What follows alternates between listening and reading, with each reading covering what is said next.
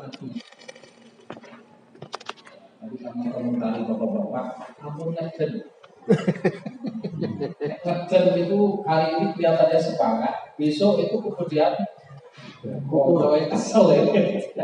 Akhirnya ada ganjelan di pikiran kita itu yang kemudian membatasi untuk terus menikmati. Jadi supaya kita bisa menikmati, ukur suara, ukur nafas, kuatkan diri, sehingga tidak perlu tergesa-gesa. Sesuaikan saja dengan nafasnya. Kalau memang nafasnya itu tidak panjang, ya sudah tidak perlu panjang-panjang. Contoh tadi ya. Wa ma lakum alla ta'kulu mimma dzukira Allahi 'alaihi ismullahi 'alaihi wa qad fassala lakum ma harrama 'alaikum illa ma turirtum ilaihi wa inna katsiran la yudilluna bi ahwa'ihim bi ghairi 'ilm inna rabbaka huwa a'lamu bil muhtadin. Jadi enteng.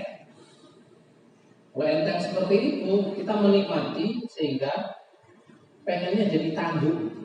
Ibarat makan, panjenengan lidah halal itu kesusu, cenderung keselak.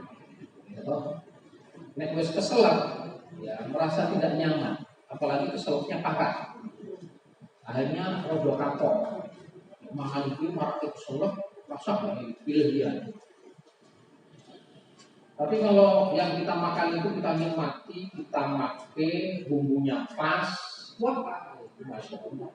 Ngeleh. Boleh jangankan hari ini. Pasti kemudian kita akan mendesain untuk menyusun jadwal berikutnya menikmati apa yang kita dapati. Nah, bagaimana Quran itu kita desain dia menjadi sebuah kenikmatan.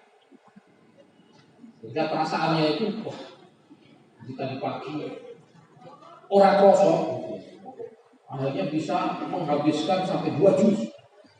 Akhirnya pengen tangguh, itu zuhur meneh, terus kia. Rasanya enak banget, tambah enaknya. Asar pasti tangguh, maghrib tangguh, isya tangguh. Begitu tidak ada kegiatan apapun, kepikirannya menikmati. Sampai ada istilah itu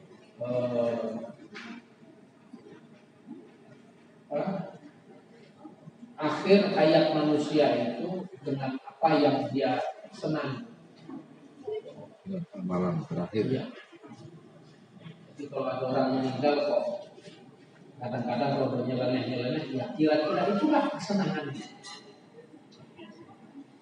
Nah, makanya kita dengan Quran supaya kita tetap nyaman itu tadi kata kunci dinikmati. Galesi. Dan bukan Quran saja, sebenarnya semua amalia Galesi ini pengen makan. baik yang sifatnya kebaikan, ya jelas semua amalia itu baik gitu ya. Tapi pada saat dia kita nikmati, maka ada perasaan kita senang dan ingin terus. Begitu kita bisa menikmati sholat subuh sedemikian rupa, perasaannya pengen cepat-cepat ketemu subuh, pengen juga segera ketemu asar, ketemu maghrib, ketemu isya. Begitu isya kemudian wah subuh itu kesuwen, Biasakan. Tengah-tengahnya kemudian kita tiang mulai. Itu karena kita itu tadi sebagai catatan. Kemudian catatan yang kedua, tidak usah fokus pada lagunya. Lagu itu hanya bonus, efek dari baiknya kita memahami kaidah bacaan. Tidak perlu kemudian Ya, harus fokus juga. imam tadi. Dan memang tidak ada keharusan. Yang ada itu memang dianjurkan, bukan diharuskan. Di catatan yang kedua, sehingga tidak perlu cari-cari aku tak mau coba di soto atau model suara yang bagaimana. Biasa. Ini catatan yang kedua. Yang ketiga, otomatis kata kita sekali lagi bukan orang Arab, maka mari terus menerus kita asah. Jangan segan-segan untuk selalu menetapkan not bacaannya. Makronya ini betul-betul selalu upayakan ditempatkan ya, sampai kondisi kita semalas apapun. Harus memiliki manusia kan kadang begitu ya. Tapi kan mau tidak mau dalam hidup kita semalas-malas apapun, kita kan mau tidak mau ngomong Arab. Nah, sholat kan otomatis sih dibacakan ya, dengan berbahasa Arab. Suka tidak suka. Jadi dalam kondisi kesel apapun tetap diupayakan. Pada saat dibaca Allahu Akbar itu ya. Dari titik itu sudah mulai makhluknya itu diupayakan. Baru kalimat Allahu Akbarnya saja tidak kemudian kurangi. Ya sudahlah, kurangi sedikit. Nah, Akbar. Tidak perlu tetap apalagi dari muazzin. Wah, muazzin itu masya Allah keistimewaannya. Lau arafan nas ma fil milad wa sufil awal falam yajidu illa ayyastaham. Kalau manusia itu tahu apa keutamaan mengumandangkan azan dan berada di saf yang pertama dan mereka tidak mendapati kecuali dengan cara diundi, maka niscaya mereka akan menunggu. Cuma karena kita tidak tahu akhirnya apa, ya santai-santai saja ada yang azan, sepertama di surah ya wis. Karena kita tidak tahu. Dan tidak tahunya seseorang itu apa menjadi musuh atas diri. Makanya ada istilah al-insanu a'da'un ma jahil. Manusia itu jadi musuh terhadap sesuatu yang dia tidak ketahui. Makanya supaya kita tidak menjadikan musuh atas sesuatu, maka berupaya untuk tahu. Begitu kita tahu itu akhirnya kita maklum. Oh, paper.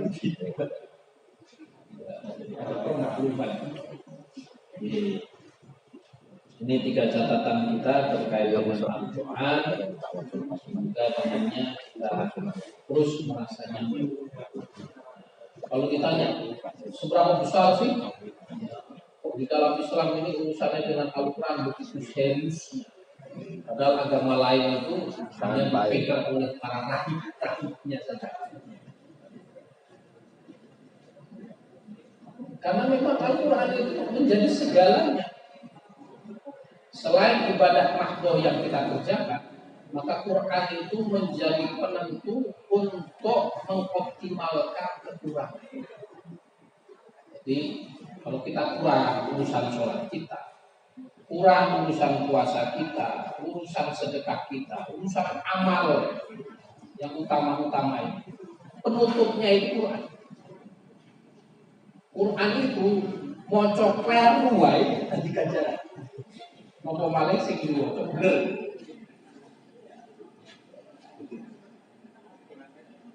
Jadi sampai sedemikian rupanya keutamaan Al-Quran. Dan Masya Allah, para sahabat itu kalau tidak ada kerjaan apa-apa, kalian rampung, tidak ada mobilisasi dakwah, tidak ada mobilisasi apapun, maka para sahabat itu sudahnya kalau Quran. Langsung kembali mereka seperti itu. Walaupun untuk para sahabat untuk mendapatkan Quran itu butuh proses, butuh kesabaran. Mau kesabaran, awal itu penak hari ini. Bosan baca ini, apa harus kurut? Tidak juga. Bosan baca Al-Baqarah, ya wis lah. Ini goreng refreshing tak bocor juz 15 bisa hari ini. Di zaman Nabi enggak. Karena sahabat itu ya mentari. Berarti kalau hari ini dibacanya baru sampai situ, ya itu aja terus dibaca. Ya sesuk itu menang, sesuk itu menang. Tapi kemudian turun wahyu yang baru, wahyu yang baru dihafal. Bayangkan ya. Artinya mereka menikmati Quran itu tidak sebagaimana kita hari ini mendapat fasilitas lebih. Ini catatan-catatan terkait dengan keutamaan Al-Quran. Saking utamanya tidak ada majelis ilmu yang lebih utama di lini manapun kecuali majelis itu adalah majelis khairukum man ta'allama Al-Quran. Itu istimewanya majelisnya. Ini bagian pertama sebagai catatan. Kita lanjutkan. Kemarin sudah kita jembatani bab kita yang ketiga tentang sabr. Kolonial pressure. Apa yang selama ini panjenengan pahami dengan kesabaran? Pasti di antara kita macam-macam yang sabar itu mengangkat, sabar itu masakin, sabar itu melapangkan dada, sabar itu ya kerja keras, sabar itu menanggung beban, sabar itu ya macam-macam gitu.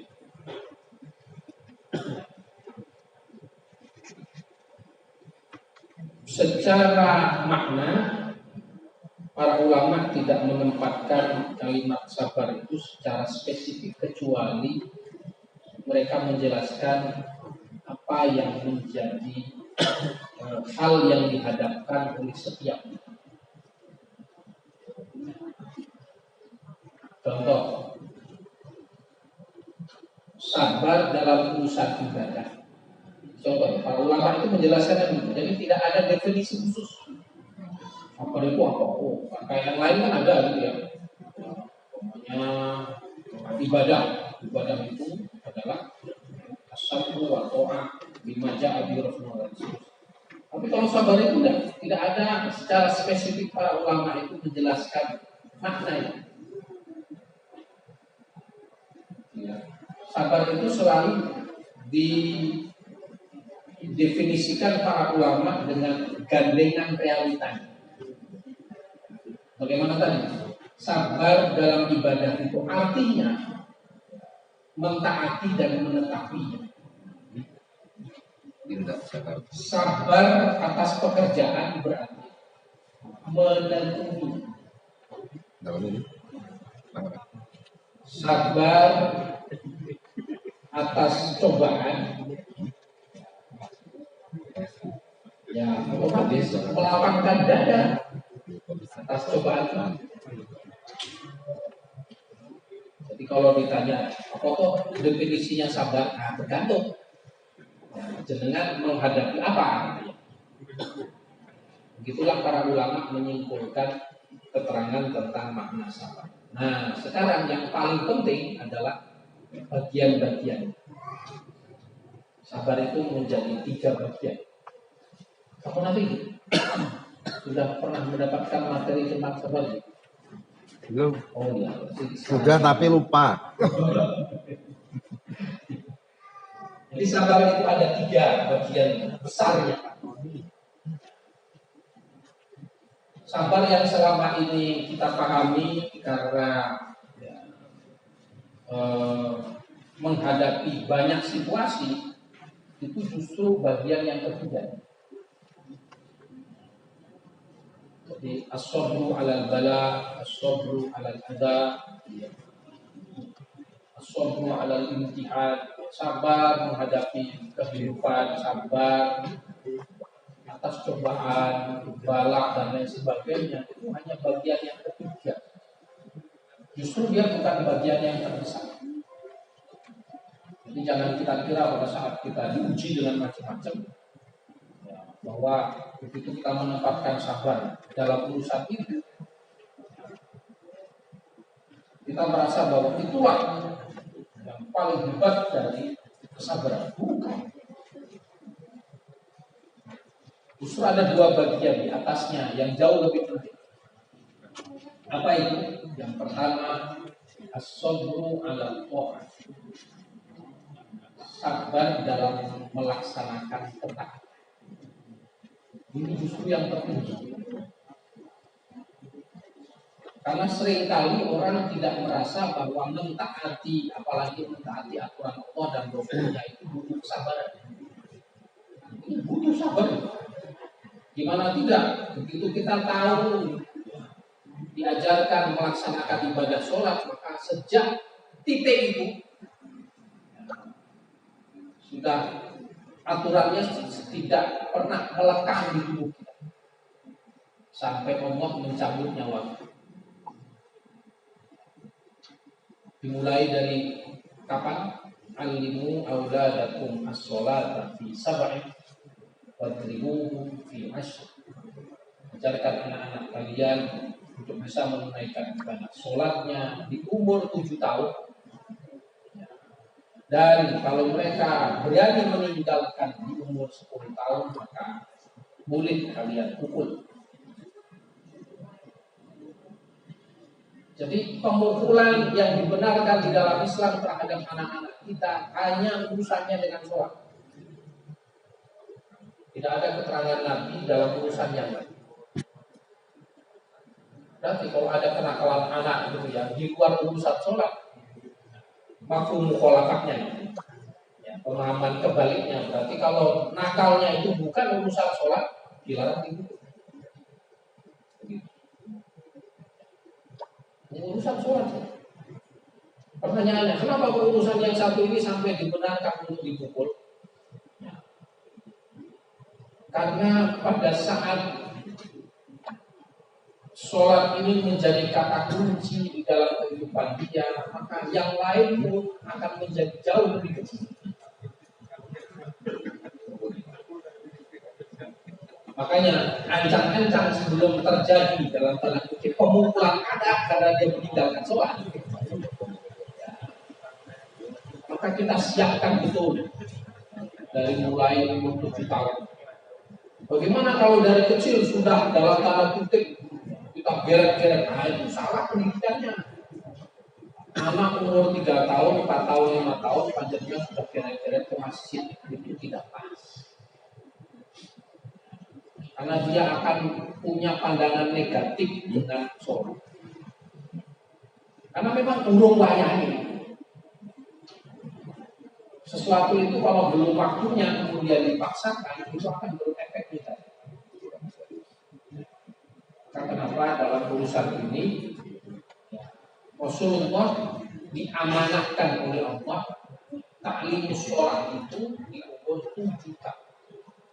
Kalau anak itu kemudian mau ikut-ikutan sebelum umur 7 tahun, jangan dihalangi.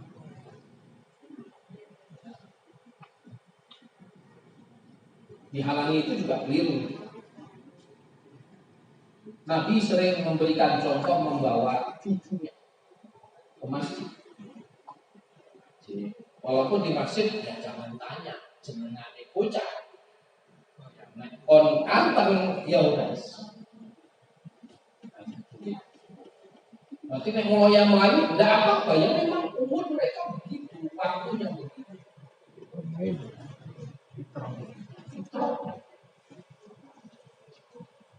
Justru dia punya pandangan, orang yang sholat itu seperti benteng. Saya dulu waktu kecil terpikir gitu. Karena waktu itu nggak biasa tuh cilik melakukan dari tengah-tengah sholat. Memperhatikan orang jujur api itu perasaan saya waktu itu. Orang sholat itu seperti benteng. Wah. Saya sebagai anak kecil itu terlindungi di tengah benteng-benteng. Asik jadinya. Akhirnya apa? Gobaran petak umpet di tengah-tengah orang sholat. Tidak.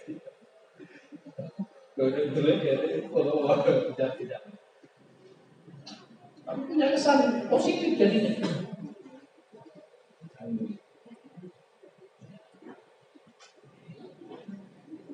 Nah, kembali tadi, kesabaran atas ketaatan ini menjadi justru hal yang paling penting dalam menetapkan kesabaran. Karena manusia itu hendak mentul ono wayai semangat, okek ora semangat. Apa mulai okek masalah. Orang itu sedang serius banyak masalah, ya, di tengah-tengah get mikir kayak koyone ketemu jalan keluarnya, tiba-tiba kedengaran suara azan. Wah, itu sikilnya jadi akut. Karena perasaannya, wah ini saya sudah ketemu ini gitu ya. Nanti aku sholat, lali mereka. Padahal justru kalau kemudian dia sholat, itu akan membuka jalan keluar yang dia temukan untuk menjadi lebih luas.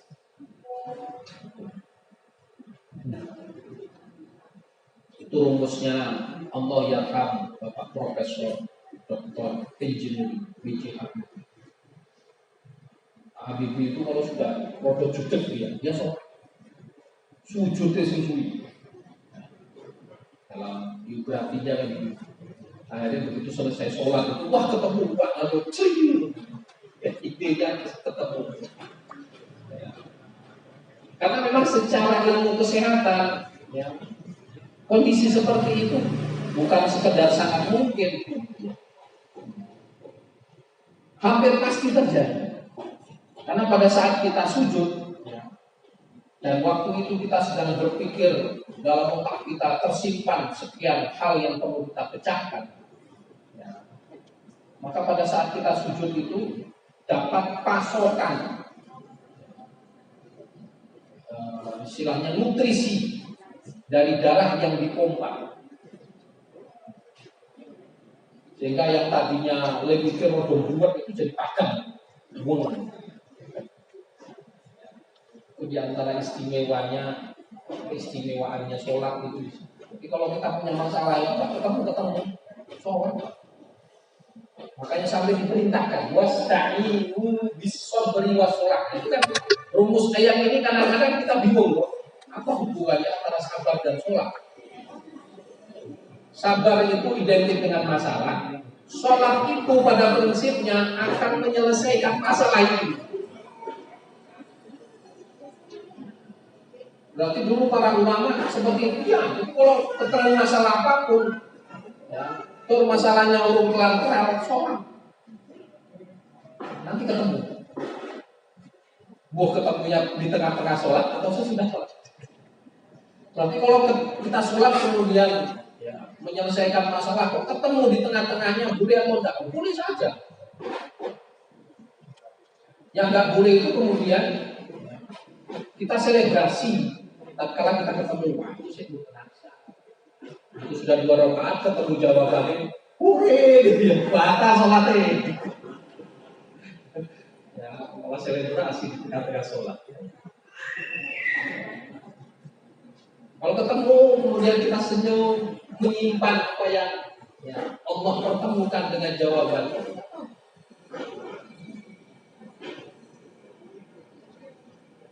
Berarti itu mengganggu kekhusyuan. Oleh sebab itu kenapa khusyuk di dalam sholat itu tidak termasuk rukunnya sholat. Kalau dia rukun batal sholat kita terus menerus. Ya, itu diantara hikmah kenapa sabar itu digandengkan dengan sholat. Berarti ada sholat yang bisa untuk mengurangi ya, namanya sholat hajat. Jadi sholat sunnah hajat itu tidak dibatasi oleh apapun. Jadi kalau kita punya masalah ya sholat baik. Untuk mengurangi, pertama minimal untuk mengurangi bebannya. Mengurangi beban dari masalah kita. Pasrahkan kalian usia Allah. Ya Allah, pasrahkan kalau sholat. Yang kedua mudah-mudahan ya Allah memberikan jawabannya pada saat kita menunaikan ibadah sholat. Kalau tidak keliru, dan itu dicontohkan oleh imam besar kita, yaitu Hafizahullah wa yarhamullah, Imam Bukhari. Imam Bukhari itu untuk menulis, ya, menjadi kitab beliau namanya Sahih Bukhari. Beliau meminta pilihan, dan itu minta pilihannya kepada Allah. Tapi sholatnya tidak khusyuk. Karena memang kepentingannya beliau harus meminta persetujuannya ke Allah. Ini hadis saya tulis atau tidak? Bayangkan dari 700.000 hadis yang beliau hafal kemudian diseleksi. Berarti yang Imam Bukhari sholatkan itu apa yang 7.000 sekian yang menjadi hadis di kitab beliau? Enggak. Semua yang beliau hafal untuk beliau pilihkan, ini saya tulis atau tidak, memang bersolat. Berarti berapa rakaat itu? Oke, banget. Insyaallah. Jadi bukan 7.000. Kalau nggak salah Sahih Bukhari itu 7.337 orang. Jadi tidak sebanyak sekian itu. Tapi lebih dari itu karena beliau waktu itu berpikir untuk memilih. Kalau ditanya, nah Imam Bukhari khusyuk banget juga. Khusyuk beliau. Kekhusyukannya apa? Meminta pertimbangan Gusti Allah. Ya Allah, ini hadis saya tulis atau enggak? Beliau selesai sholat, kemudian kata beliau itu makomnya beda dengan kita, dapat jawabannya itu cepat. Nah, kayak kita ya, sudah kayak nikah, sholat istiqoroh, ya, wes sebulan orang ketok jawabannya gitu. Kabeh.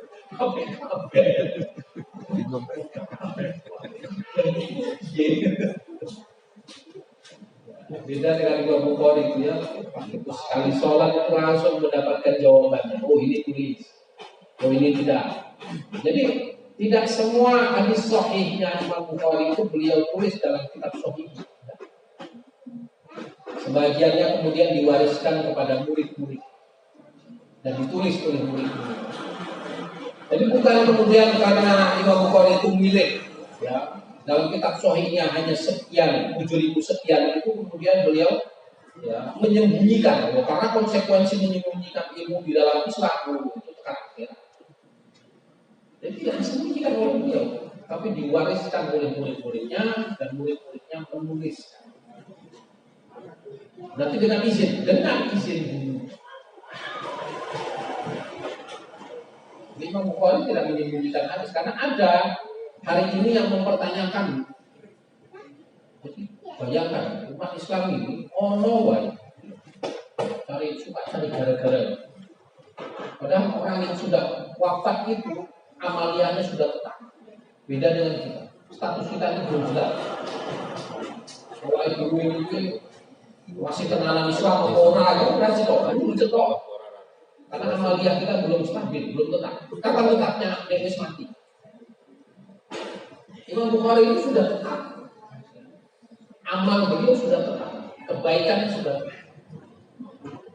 Begitu itu masih ada yang menyembunyikan.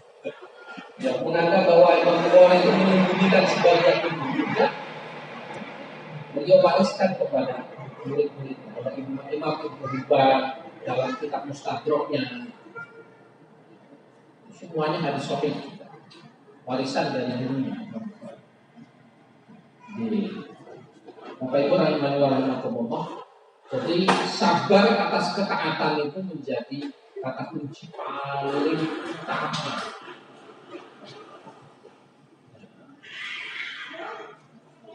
Apa hanya pada amaliyah yang khusus saja? Enggak.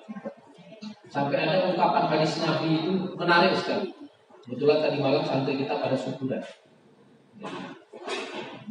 Nabi itu pernah menjelaskan al-akhiru syakiru kasawahid. orang yang makan dan bersyukur dengan makanannya itu pahalanya sama dengan orang yang puasa dan sabar menunaikan ibadah puasa. Jadi jangan kita mudah-mudah ya mengklaim orang yang senang makan, karena bisa jadi ya, orang yang makan itu memang betul-betul dia mensyukuri karunia Allah. Salah satu kiai Madura, Mas Duri.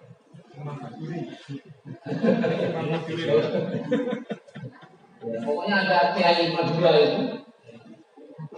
itu kalau setiap kali dia mendapatkan makanan, itu posisinya, masya Allah, ya, sebagaimana beliau mau menunaikan ibadah sholat. Sarungan, bajunya rapi, sorbangan, ya, apa namanya, kubruan, kayak mau sholat, padahal mau nabi makan. Pernah beliau ditanya oleh muridnya, kenapa Kiai kok menghadapi makanan padahal hanya segelas teh seperti ini? Saya itu bukan mau menghadapi tehnya, tapi saya menghormati yang memberi teh. Sampai seperti itu. Makanya Nabi sampai mengatakan al-akil syakur, orang makan dan bersyukur dengan makanannya, pahalanya seperti orang yang puasa. Jadi kalau kita biasa puasa Senin Kamis kok kita punya teman dalam tanda kutip sedekah makan, ya, itu justru orang tahu kosong berbeda. Jangan sampai kita mudah sekali mengklaim gitu ya, orang tahu ibadah orang, karena bisa jadi dia menghadapi makanan itu dengan ungkapan rasa syukur.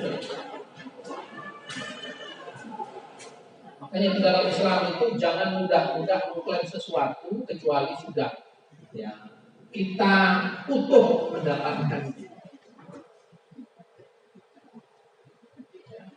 Sebagaimana ceritanya Rasulullah tentang orang yang dijamin surganya.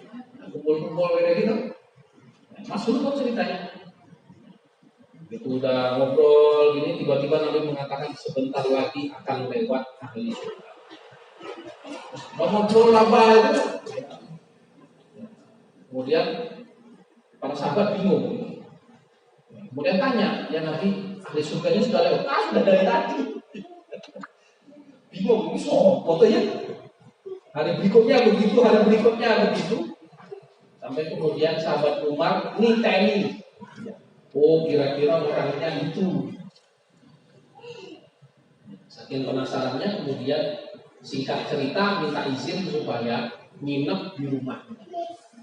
Apa yang terjadi? Ya orang itu biasa-biasa saja. Ya, malah pada saat itu tidak qiyamul lail, sholatnya yang biasa, ibadahnya biasa, nomor-nomornya biasa. Ya, sahabat Umar itu sampai penasaran. Ya, akhirnya bertanya, ya loh, betulnya saya ini tidak bukan karena apa-apa, saya cuma penasaran kenapa Nabi menyebut jenengan itu ahli surga. Padahal saya perhatikan amalnya biasa aku ya. Bahkan tidak yang mulai, tapi bukan berarti itu menjadi indikasi buat mereka.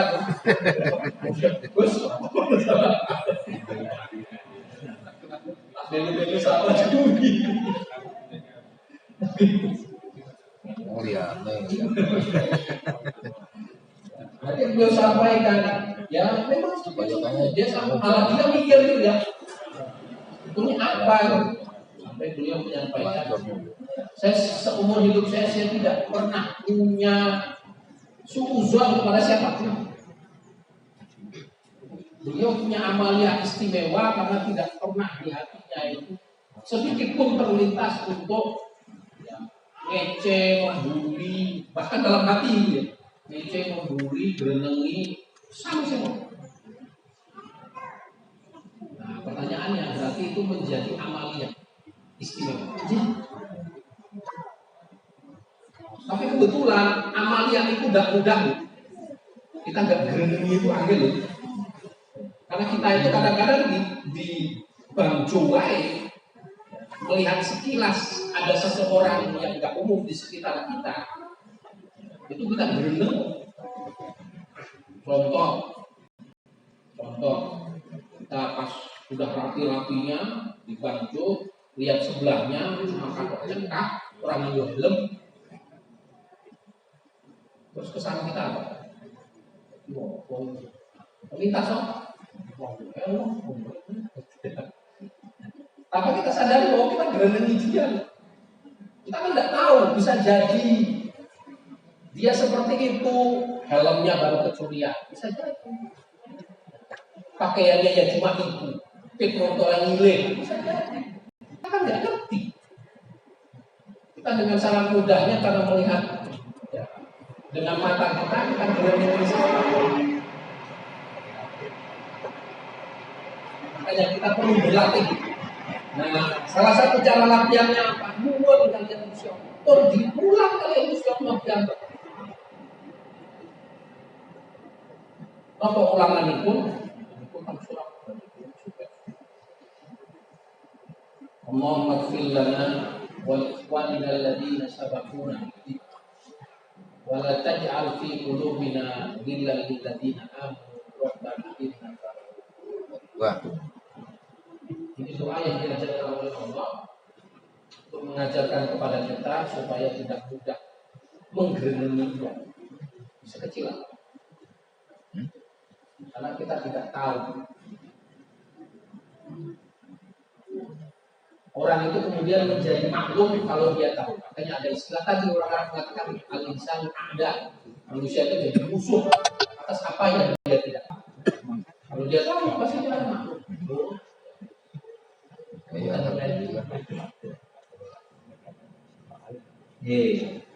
Jadi sabar dalam mentaati itu menjadi hal yang Masya Allah tingkatan paling tinggi. Dan itu menjadi wasiat, salah satu wasiat terakhir Nabi itu urusannya dengan itu.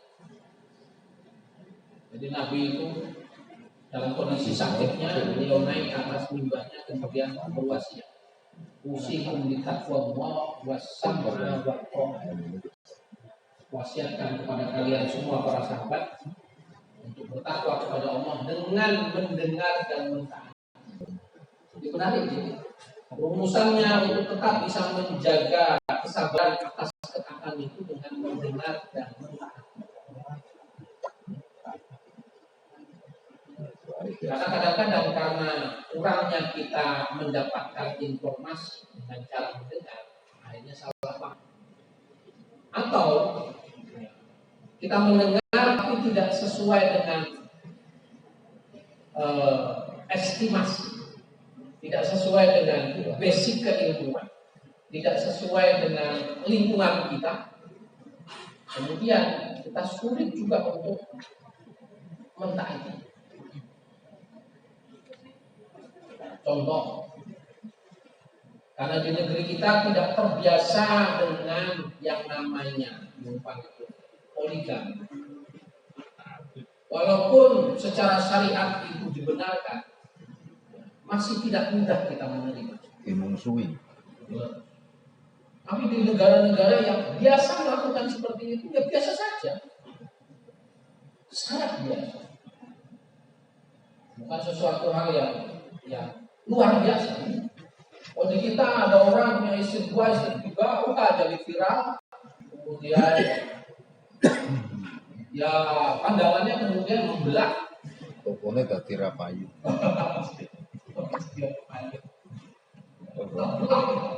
Ini tadi kita tidak terbiasa. Gitu. Tapi kalau itu menjadi hal yang biasa, itu biasa.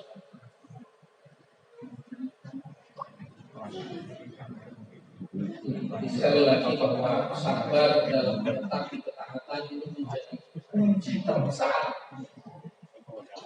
dalam urusan agama.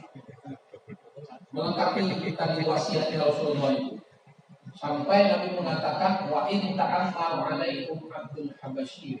Walaupun yang memerintah kalian, mengingatkan kalian adalah seorang budak Habsyi yang kita lekas.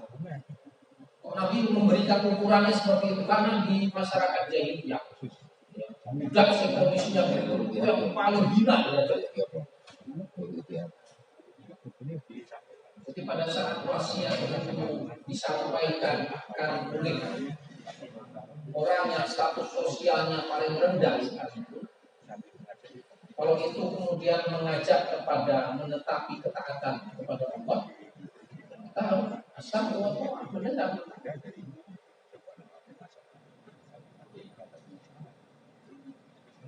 Nah, Nabi memberikan catatan menarik, Pak, sesudah beliau menyampaikan ini. Mayak siningkum bakti pasaya ikhtilaf. Ini warning. Siapa yang hidup sesudah kematian, bahkan saya dia akan menyaksikan banyak sekali perselisihan. Ya, itu di zaman itu, apalagi kita hari ini, Masya Allah, perselisihan di antara kaum muslimin itu saja orang kampung. Kita menjadi terbelah karena fanatisme yang tidak jelas. Makanya perlunya kita mengembangkan wawasan supaya tidak mudah mengklaim.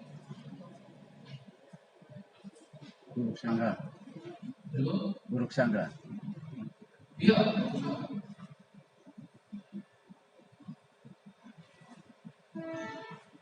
Pada saat kita bisa memahami kondisi demikian dan tetap fokus pada hal-hal yang penting, justru disitulah yang akan memberi dampak lebih besar.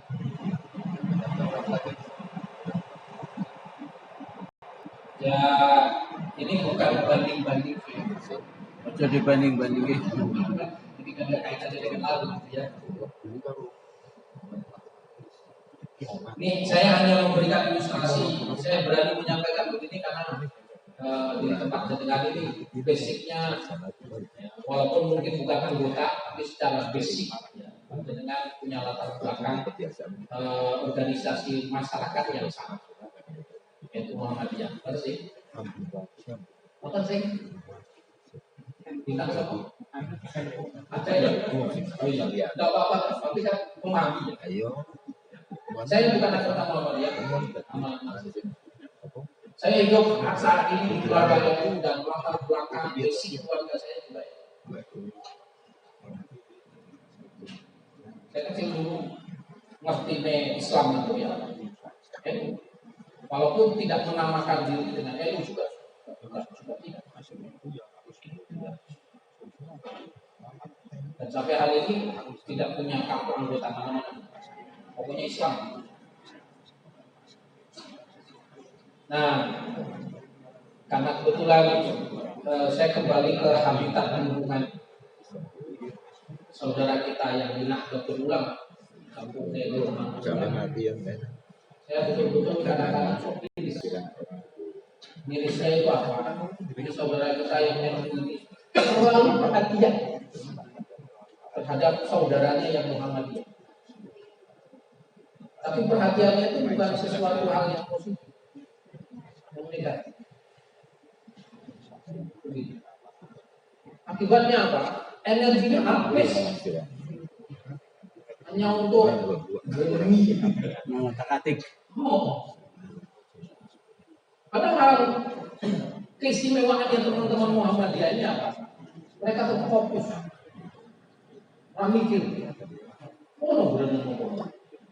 Mereka tetap fokus dengan dakwahnya dan seterusnya. Akhirnya Masya Allah, apa yang terjadi? Hari ini Muhammadiyah itu menjadi organisasi masyarakat yang terbesar di dunia, bukan di Indonesia saja. Diakui, bahkan tercatat oleh PBB.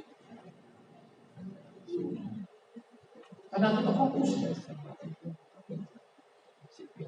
pada situ, tidak terpengaruhi oleh politik, tidak terpengaruhi oleh banyaknya golongan, tidak terpengaruhi oleh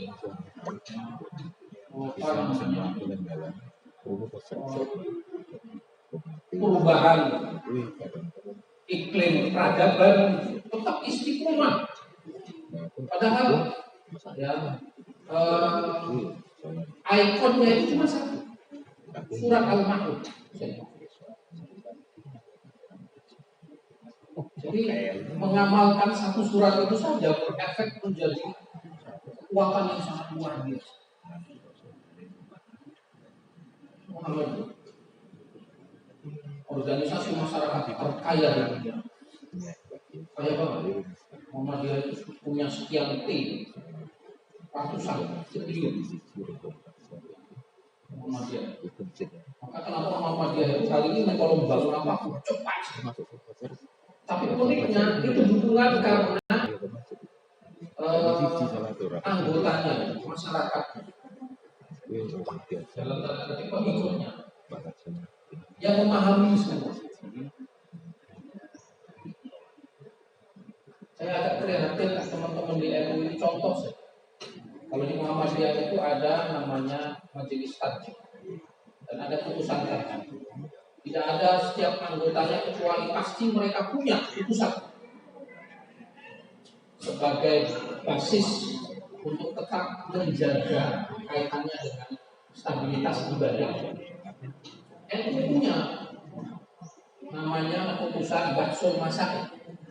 Tapi Masya Allah, di kampung istri saya, satu rumah pun tidak ada yang punya dokumen putusan Baksul Masail. Satu rumah. Nah, jadi selama ini mereka rujukannya dari mana? Rujukannya ya kiainya. Nek kiainya punya kapasitas yang baik, ya baik.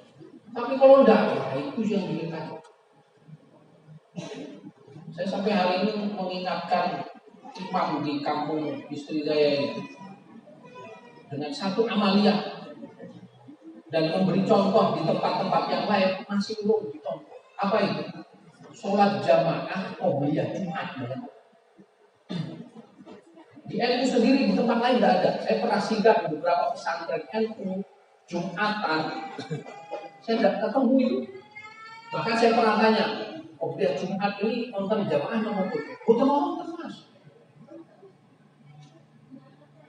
Di kampung istri saya itu nungguin jamaah. Yang ada itu kalau di kampung-kampung ya singgah itu di Abani. Di Abani tapi kan sendiri-sendiri. Kesana juga sama jamaah. Bayangkan begitu azan, itu kan otomatis ada ininya ya, ada penjelasan gitu ya. Lintas 5 ini ada apa-apa. Ini punya jemaah. Jadi kelemahannya teman-teman di FW itu karena fungsinya ada di kiai. Jadi sekali lagi ini ilustrasi bahwa sabar dalam ketaatan itu menjadi penting dan tidak ada basic ketaatan itu kecuali al-ilmu. Harus dengan ilmu. Maka majelis kita ini yang alhamdulillah mengurus panjenengan yayasan panjenengan Klaten menyelenggarakannya, mudah-mudahan ini membuka jalan kita untuk menetapi kunci ketiga dari bab kita yang kedua, yaitu al-amal dalam rangka terus bisa menjaga stabilitas ketaatan kita kepada Allah Subhanahu wa Ta'ala. Amin. Punjab Putelas. Oh iya, alhamdulillah. Kalau saya tak pegang jam ini,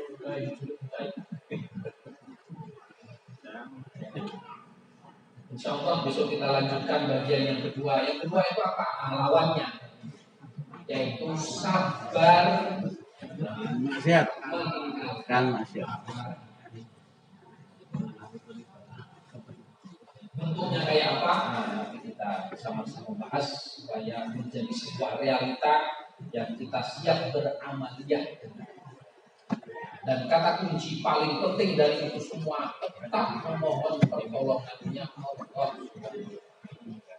Jangan merasa kuat dengan diri kita sendiri.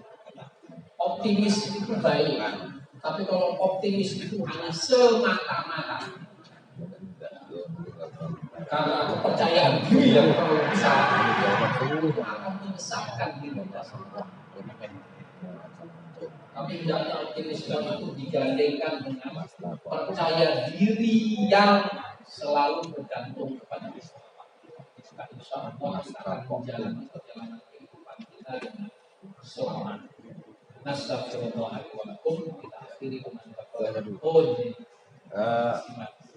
saya itu dulu kiai saya itu yang kiainya Pak Macet Kiai Barmawi itu menyampaikan tuntunan tentang berita lelayu di masjid.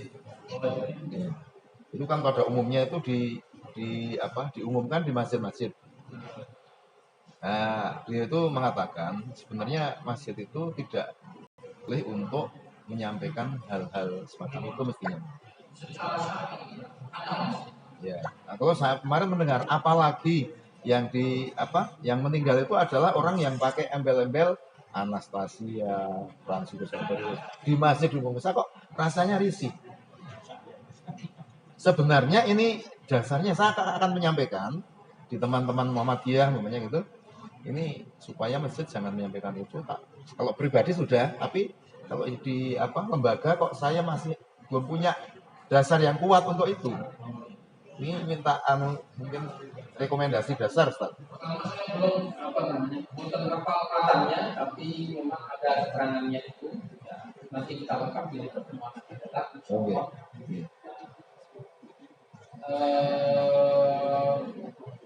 Sedikit catatan, bisa nggak didesain dengan pola yang berbeda? Sebetulnya bisa dikembangkan. Contoh di kampung pesantren kita yang pendidikan itu kalau pengumuman apapun tidak lagi lewat masjid. Pengumumannya apa? Ya. Jadi Pak Hukumnya itu membuat menara sendiri. Itu menarik. Jadi lewat kas desa mengajukan gitu ya. Nah itu bangun menara sendiri. Nah itu untuk pengumuman. Tingginya ya setinggi masjid. Untuk pengumuman kematian, apapun. Tidak memanfaatkan pengumuman dengan towernya masjid. Itu salah satu cara ya, sebagai contoh mengantisipasi hal. Tapi memang tidak mudah di masyarakat kita yang punya karakter gotong royong itu kemudian mengabaikan. Dan itu sebetulnya kebaikan. Hanya perlu ya, kita desain ulang saja. Nah, kalau kemudian yang berjalan masih seperti ini terus itu, maka ya mari kita berupaya untuk mengembangkan dakwah di masyarakat itu sampai mereka kemudian siap. Kalau yang di kampung Gandu itu bukan menunggu siap, kata kuncinya memang kembali kepada para pemimpin. Jadi pemimpin itu mempengaruhi seringkali mempengaruhi ya, keputusan apa yang harus dikerjakan menjadi jauh lebih utama atau lebih baik. Itu menarik, punya memberikan solusi dengan cara bisa nanti dikembangkan di desa-desa ya. Secara sakinya nanti kita akan jelaskan supaya tidak jadi sak-wasak. Demikian, mudah-mudahan bermanfaat. Kita akhiri dengan kafaratul majelis. Subhanallah. Bihamdika asyhadu an la ilaha illa anta astaghfiruka wa atubu ilaik. Mohon maaf atas segala kekurangan. Assalamualaikum warahmatullahi wabarakatuh. Waalaikumsalam warahmatullahi wabarakatuh. Duwe nanti duwe orang. Oke, bener. Nganggur. Tak pemasang menggone RT ini baik. Banyak nek bukan Murah. menarane enggak masjid. Orane dhewe menara. Siapa itu?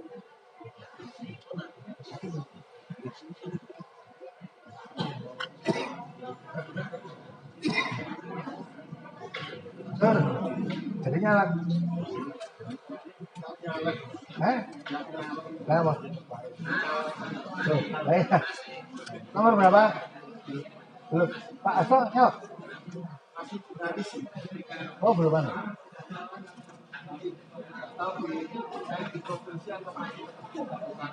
Oh, belum fix ya?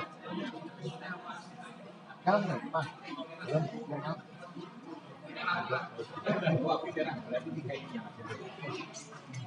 Atlet merah apa putih? Yang merah Mas Anies. Ini bareng mawon. Ini bukan telat. Oh. Ya, maaf. Maaf, di sini apa? Mau apa? Oh, ya maaf.